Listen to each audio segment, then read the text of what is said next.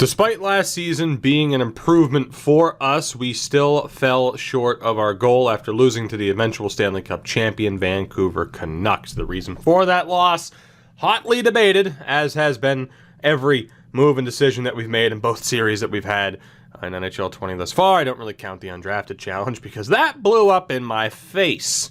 That said, we are still looking pretty good heading into this next season. Now, that could change based off of player improvement or regression. First thing I wanted to mention is that we have sent out a max offer to Joe Thornton. Hopefully he will be back. I'll have a couple of things to change up with the scouts in the meantime. But looking at the roster, pretty straightforward what we have to do. Now, goaltending-wise, we're good for the moment. Henrik Gustafsson's still the guy. We can look to bring in another backup in case we don't think Eliasson's good enough, but Alexei Evenimont will be the two goaltenders down in the AHL, which is fine by me. Defensively, one more top four addition is a must, but Houston and more than likely Benin are going to be given opportunities at the NHL level this season. Now, it's always debated, right? And Ariel Houston's actually a perfect example right now. There are some people who swear the only thing you should do is play them in their role or slightly above it. And some people say, even play them below it if the morale's not on. And then there are other people who are like, nope, give them a chance. Even if they're that, play them third pair. At the end of the day, is it a perfect science to getting players to develop? No, it's not. Because this year, more than ever, occasionally players just don't develop, especially with medium 4 for defense, medium top 6 for forwards, hell, even medium elites. We've seen examples of that in the Draft to Glory series that we have going on right now. I've talked about that at length before, where I'm cool with players not panning out, but there needs to be a reason other than just, well, they didn't. Otherwise, it feels like the game's kind of broken. That said, Ariel Houston's going to be given an opportunity this year, so we need one more top 4 defenseman. I don't quite know who I want that to be. I think ideally it would be a defensive defenseman. I mean, again, you could have, regardless, it's either that DFD plays with Erik Karlsson, and these are both two ways, or it's Karlsson and Nurse, with Karlsson as an OFD, Nurse as a DFD, and then Clefbaum as an OFD with a defensive defenseman. So we're definitely looking at a shutdown option there, and to fill out the AHL defense, because we don't have an AHL defense right now. And then you get to the forwards where, yes, there are some big names available yet again, but if you look at this team, I mean, that top 5 solidified. So we're looking at Cole Perfetti or Cole Sillinger to step up into a top 6 role this year, and then you factor in, whatever one doesn't make it, but then Leonard, Chekovich, Gregor, Blickfeld, Ellison, Chmelevski, Foodie, Heinonen as well, Alex True, hell, even Fratton might be given an opportunity to help round out that bottom 6. So forward-wise, I don't really feel as though we have to make a play to sign anybody big. I mean, we have the cap space to do so at $23 million. We could obviously bring in an Austin Matthews if we wanted to, but is it worth it when we have so many prospects that are up and coming? Do we want to sign Austin Matthews and then push down certain people who probably should be given those chances? I don't think we do. So we're probably going to avoid that situation. Now, goaltending-wise, I mean, who the hell do you even look to bring in here? I mean, Ben Bishop on a 1-year deal, the 37-year-old at this point could be given a chance at a .904 last year in the NHL for Vegas. It's not the worst case scenario. Of course, it was Markstrom, and we know Martin Jones is down here too. I imagine Connor Ingram was... No, he wasn't in the AHL. He was in the NHL. But, of course, we had him 2 years ago, and it was a little bit spotty. Mike Smith, of course, we had at a certain point. The goaltending carousel has been fairly ridiculous over the past few years. I think we're okay for the moment. I want to wait to see what happens with some player development. And at the end of the day, I mean, unless we throw a ton of money towards Freddie Henderson again to be our backup, it's not really worth it. Defensively, though, in terms of DFDs, now again, Crystal Tang was great for us last year. It's not really what I'm interested in.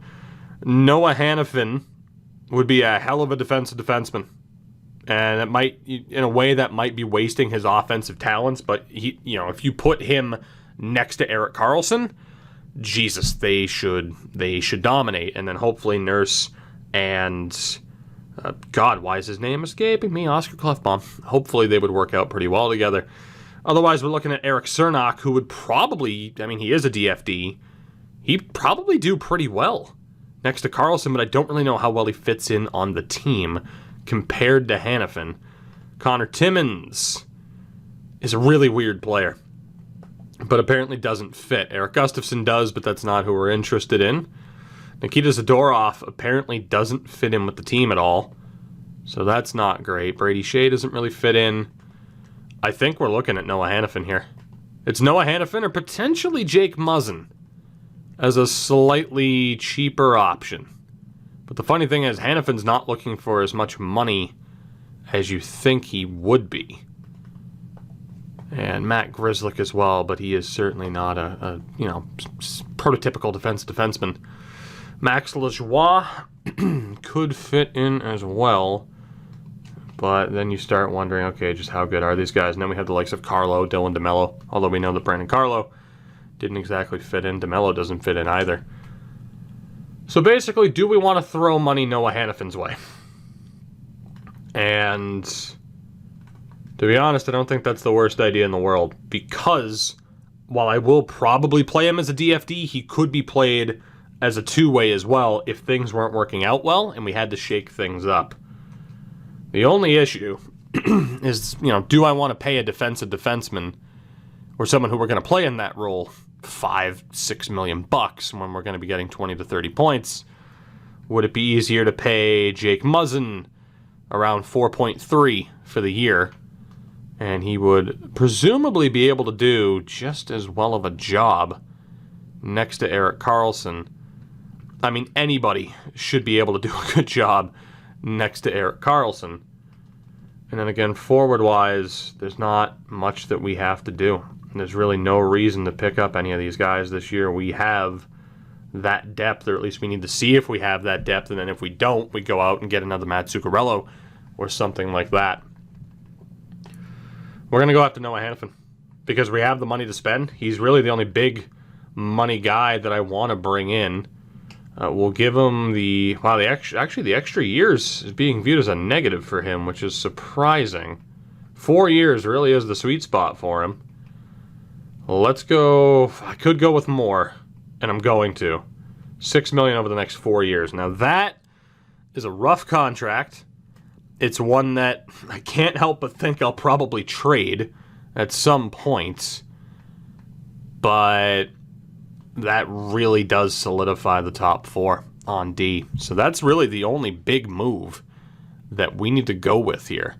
He's the only guy that we need. Jake Muzzin's probably my backup plan.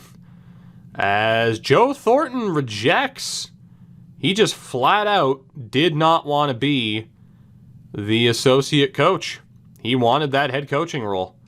Wow. So Joe Thornton has left the organization for the very first time.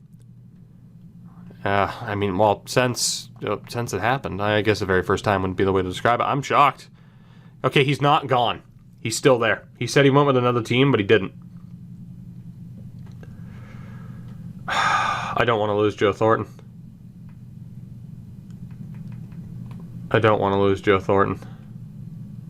Connor Beach wasn't that bad for us. I don't want to lose Joe. There's a head coaching change coming. And we are going to throw Joe Thornton a hell of a lot of money to be our head coach this year. And we'll see if he takes it. It's going to take a while to scroll. I think it's like 2.8-ish will probably be the amount that he looks for. So we shall see. But the now 45-year-old Thornton, that's 1.9. That's not bad. Our associate, that's where it gets to be a little bit at Joe Pavelski. Are you kidding me? Is that actually Joe Pavelski? Holy shit. Well, I mean, I saw Eric Stahl there, and that's interesting enough. Joe frickin' Pavelski is also there. And that's Claude Giroux, isn't it? It is. Of course, I do want to bring in a lot of these guys. They don't have the best grades in the world, and those coaching, positions can be dragged down a little bit. Joe Pavelski. The one thing I'm thinking here, is, would I prefer to send a shitload of money to someone like Frank to be our associate coach, which would probably help out the NHL team quite a bit, or do we go for something kind of cool where eventually we have, you know, I think we're going with Joe Pavelski as the associate coach. I think we are. I'm going to try it. Screw it. We might as well have fun, and we'll see just how damaging it ultimately is. So let's send Pavelski a ton of money, and then our NHL assistant coach is Alex Denis. I wanted to call him Dennis so much just to botch the French accent. He is going to be fired, and we are going to go down to Brent Burns, and we are going to promote you to NHL assistant coach. We are turning the keys over to the old guard, because why not? Why the hell not? And what I also want to do is fire Mr. Parento here, and we are going to see just what one Claude Giroux can do as an AHL head coach. And we're going to bring in Eric Stahl as his assistant, because screw it, why not? We're having fun with it, damn it. We're having fun with it. Going with the best coaches all the time. You know, literally, because owner mode's not on, just being able to throw all the money in the world towards these great, you know, scouts or, you know, head coaches too. It hasn't worked. So, screw it. Let's bring in some guys who know how to win. Well, some of them know how to win. Eric Stahl, he won. The others, actually, shit. Eric, I mean, we'll say Olympic success for some of these guys. We'll handle it that way. So we'll see what happens there. Hopefully Joe stays. In the meantime, we need to see what happens with Noah Hannafin. What's going to happen is we get some scouts. Advance another day. Joe Thornton is the new head coach of the San Jose Sharks. Eric Stahl is the new associate coach for the San Jose Barracuda. That's it for the moment. Joe Pavelski is the new AHL or NHL associate coach. And the new AHL head coach is Claude Giroux. And of course, you would have seen it. Noah Hannafin is now a member of the San Jose Sharks. My one regret is that... Well, no, that's right. We did promote Burns. Yeah, we're good. Thornton, Pavelski, Burns. Perfect. Staff chemistry isn't tremendous, but it's well-rounded. Forwards, Pavelski's focused on defense. Burns is a generalist. You think these two would be reversed, but hey, what are you going to do?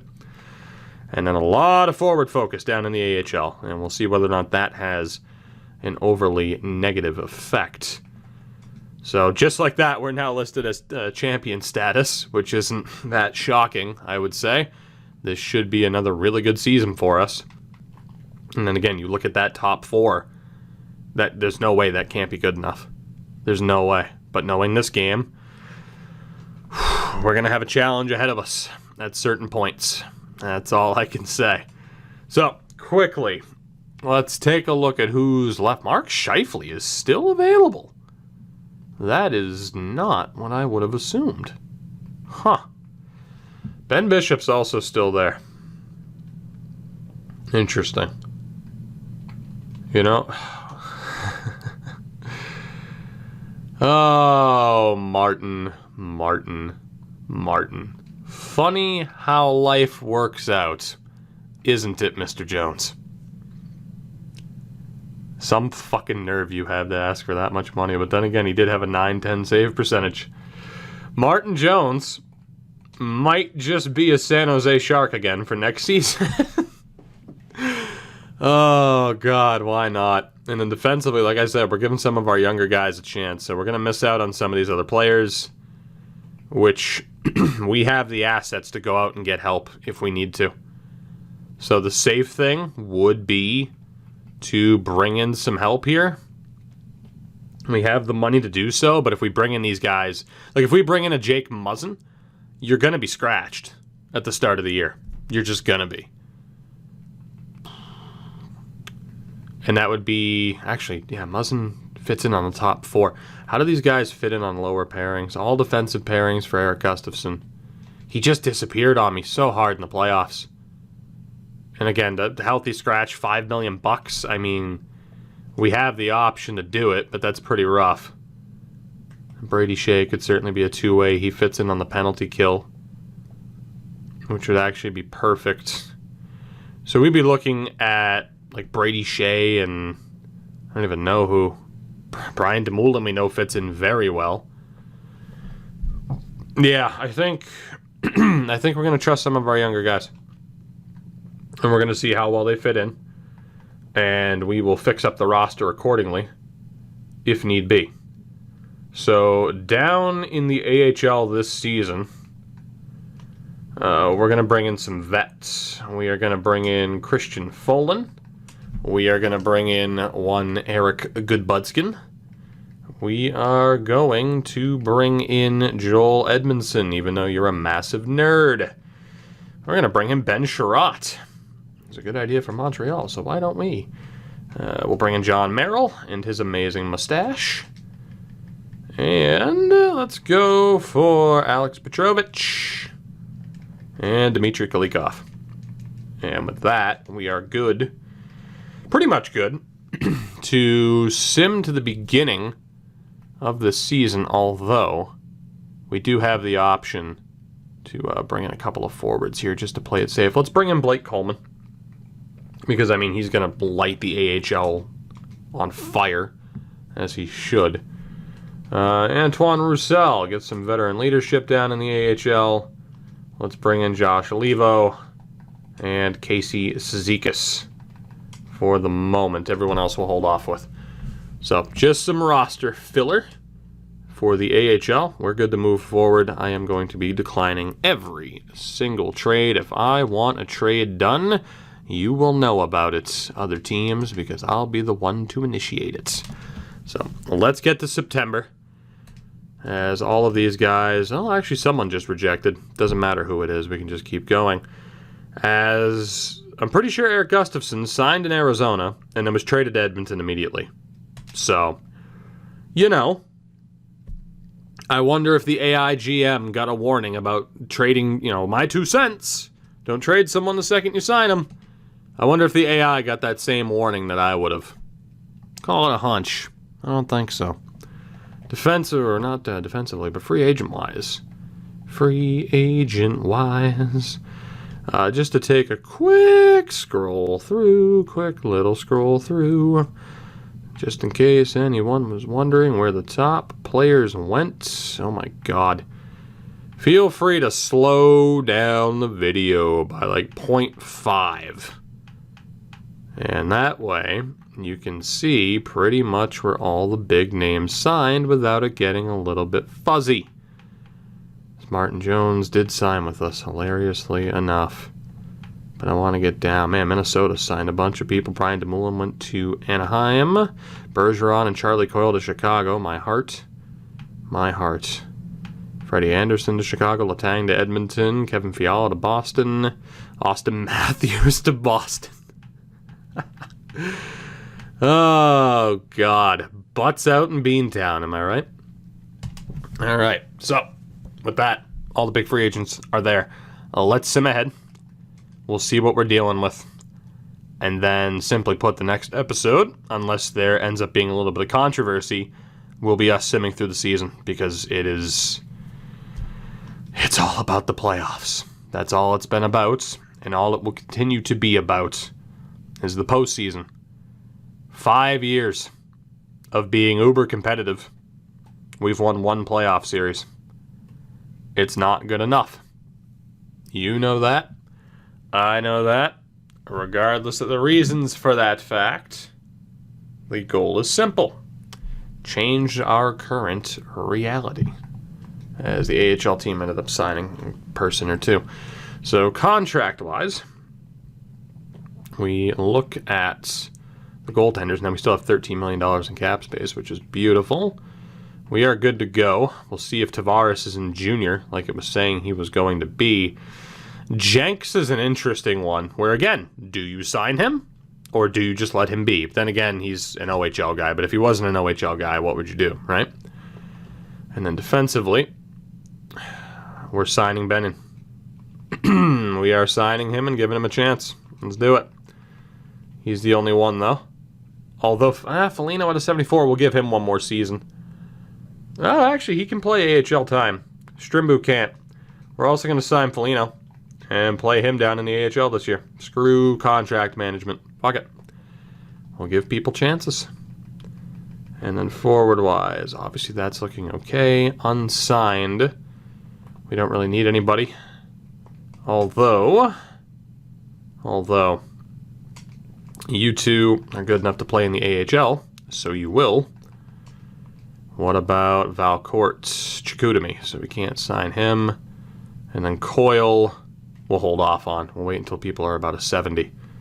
So up to 43 contracts. Let's take a quick look at the numbers. So, I mean, we know that we have 6 goaltenders signed. And again, draft pick-wise, we only have 1 first, but we still have a decent little stockpile of picks to work with.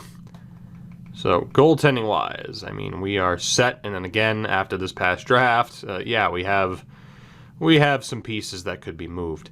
Defensively, there's 1, 2, 3, 4, 5, and 6. 1, 2, 3, 4, 5, and 6. With Benning, Sherratt, Foligno, we should be okay in terms of depth there. Could sign one more if we needed to.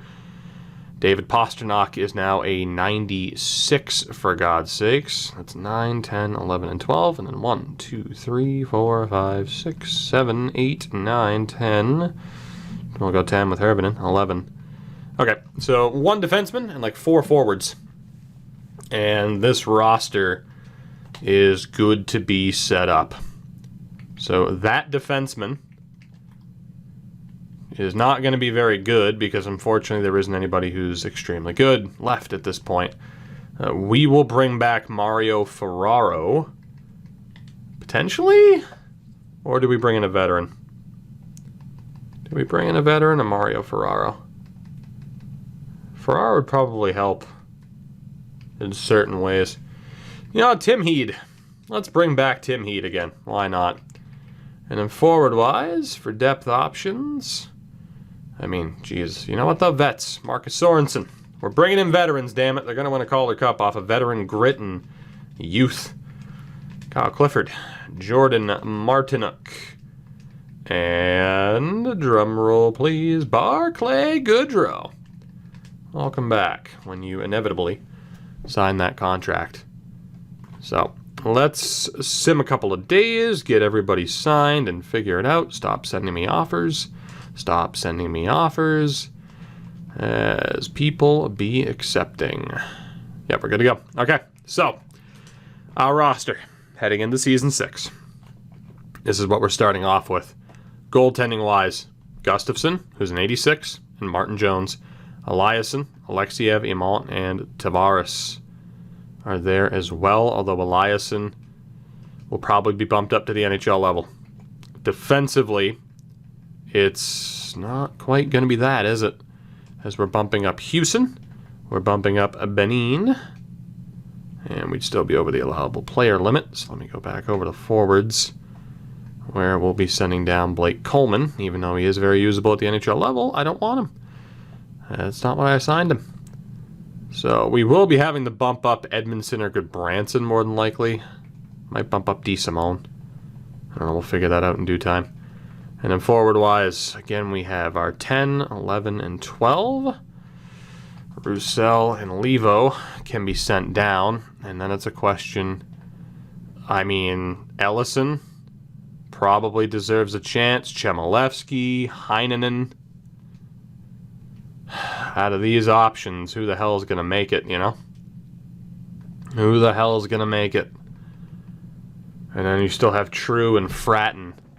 So, I mean, looking at the team, the top 6 is shaping up to be Pastrnak, Meyer, Hertl, Gambrell, Couture, Perfetti. Third line, you have Sillinger. And then it's the choice from there. I mean, you have Leonard, Djokovic, Blichfeld. Jean-Luc Foudy certainly has to make the team this year. Whether or not he's on the fourth or the third line, I don't know. Really kind of depends. I mean, we want him in more of an offensive role, or as a two-way, he's perfect. So you could factor in a third line, kind of skill line of Sillinger, Chekovich, Blichfeld, and then Leonard, Gregor, and Chmelevski potentially, or True, because we don't want some of these guys in a skill role. So we might or in a physical role, we want them in more of a skill role. So as it is, it's a good thing I didn't sign any top-notch forwards because we have too many people as it is. And let me say as it is one more time. Because from a skill perspective, say we send down Gregor. If we wanted to look at John Leonard in a skill role, we could. He'd be a decent two-way. He would be a decent two-way. All of these players here, Chmelevski could also be in that role. Having him as a grinder would probably be better. There's a lot of different ways we could set this up, especially if we wanted to give Heinonen an opportunity, which we probably do. Again, we know Gregor at the NHL level can do very well in the bottom six, and we want him there. We know Alex True can do pretty well. And then again, Fratton, also somebody, it's like, okay, you could give him one season in the AHL, or you could bump him up now.